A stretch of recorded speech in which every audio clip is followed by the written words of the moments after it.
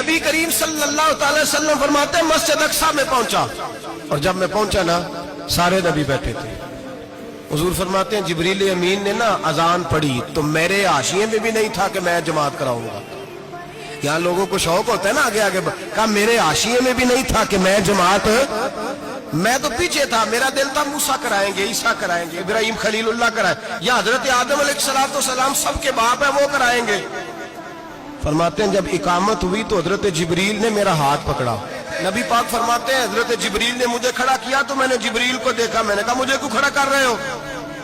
حضرت جبریل کہنے لگے یا رسول اللہ یہ جتنے پیچھے کھڑے ہیں ان کی بھی خواہش یہی ہے کہ آپ ہی جماعت کرائیں، اور اللہ کی رضا بھی یہی ہے کہ آپ ہی جماعت کرائیں۔